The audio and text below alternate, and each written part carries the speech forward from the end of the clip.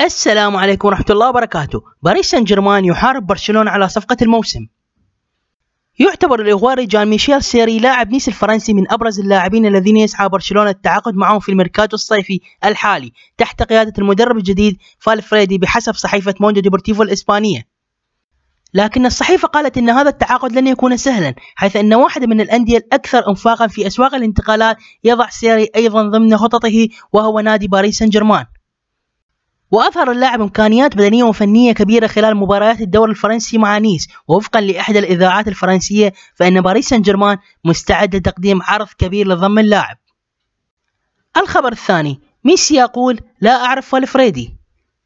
تحدث ليونيل ميسي مهاجم نادي برشلونة عن مدربه الجديد أرستون فالفريدي الذي تولى المسؤولية بعقد يمتد حتى صيف 2019.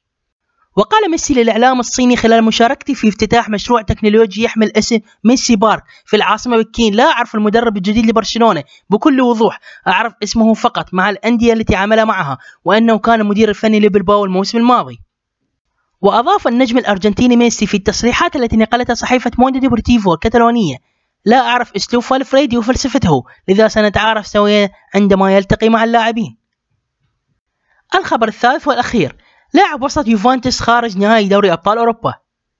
تعرض الإيطالي ستيفانو ستورارو لاعب وسط يوفنتوس الإيطالي أثناء استعداد فريقه لخوض نهائي دوري أبطال أوروبا أمام ريال مدريد مساء السبت المقبل في العاصمة الوالزية كارديف ليتأكد غيابه عن اللقاء. وأعلن يوفنتوس تعرض اللاعب للإصابة في عضلة الفخذ اليسرى، لكنه سيسافر مع الفريق إلى كارديف. وأوضح الصحيفة ديل سبورت الإيطالية أن اللاعب خرج من ميران فريقه بسبب الإصابة، وسيطرت عليه مشاعر الحزن والغضب لغيابه عن اللقاء. والسلام عليكم ورحمة الله وبركاته.